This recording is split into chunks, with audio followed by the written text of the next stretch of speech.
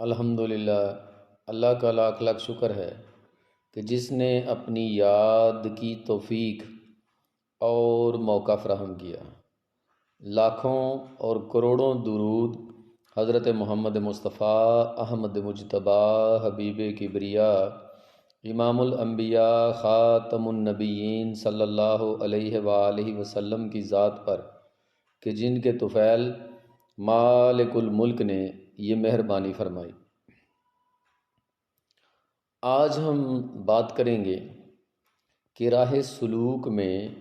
سالک کو یہ کس طرح پتہ چلے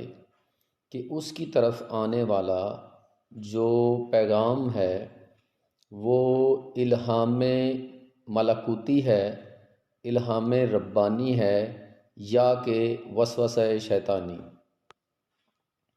اس کے لیے ایک کرائٹیریا ہے جس کے اوپر سب سے پہلے سالک کو، عاشق کو اور ایک محب کو اپنے مطلوب کی تلاش میں چلتے ہوئے خود احتسابی کرنی جو ہے وہ ضروری ہے۔ سب سے پہلے سالک جو ہے اس کرائٹیریے کو اپنے اوپر جانچے گا، دیکھے گا کہ کیا یہ کرائٹیریا جو بنایا گیا ہے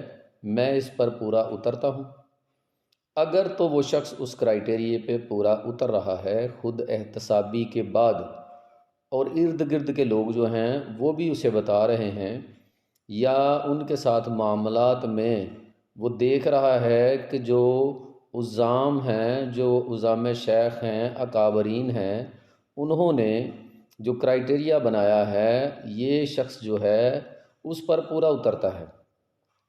اگر تو وہ شخص ان تمام باتوں کو جو اب ہم آگے بیان کریں گے ان پر پورا اتر رہا ہے تو پھر تو اس کی طرف جو آنے والا پیغام ہے وہ الہام ربانی ہی ہے۔ لیکن اگر اس کرائٹیریے کی ایک شک پر بھی وہ شخص پورا نہیں اتر رہا تو وہ سمجھ لے کہ یہ الہام ربانی نہیں، وسوسہ شیطانی ہے، اور اس میں تمیز کرنا جو ہے یہی سب سے بڑی بات ہے۔ نہیں تو دیکھا گیا ہے کہ بہت سے ایسے لوگ جو الہام ربانی اور وسوسہ شیطانی ان میں تمیز نہیں کر سکتے یا نہیں کر پائے تو ان کے مریدین بھی اور وہ بھی گمراہ ہو گئے، اور وہ وسوسہ شیطانی کو الہام ربانی سمجھ کر انہوں نے اپنے پیروکاروں کو جہنم کے منہ تک پہنچا دیا۔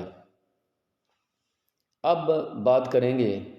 کہ سب سے پہلا جو کرائٹیریا ہے اس میں سب سے پہلی شک کیا ہے۔ سب سے پہلی بات جو سالک کے لیے اس راستے میں دیکھنے کی ہے وہ یہ ہے کہ اپنی عبادت اور ریاضت کے ساتھ ساتھ، اپنے مجاہدے کے ساتھ ساتھ وہ یہ دیکھے کہ وہ جو غذا کھا رہا ہے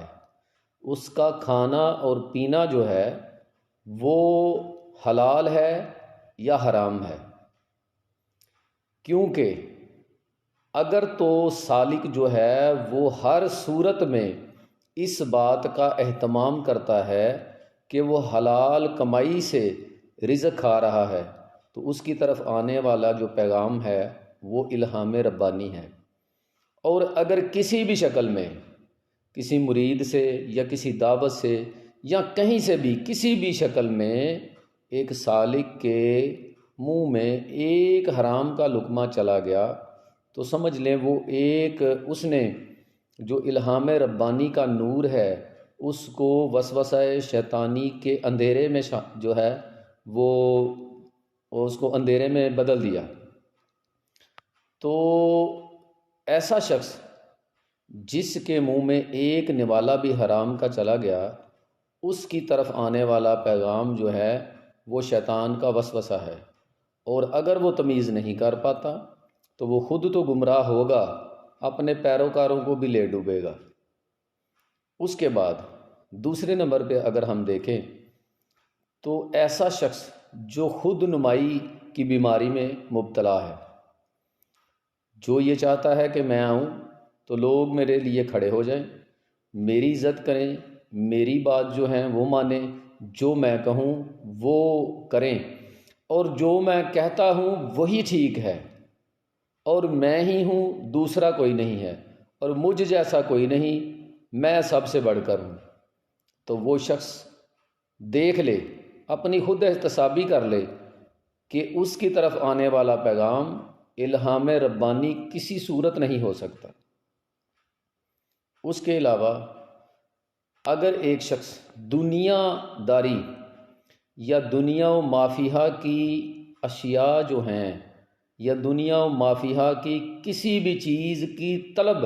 اپنے دل میں رکھتا ہے، اس کے دل میں یہ خیال آئے کہ مجھے دنیا کی یہ چیز مل جائے،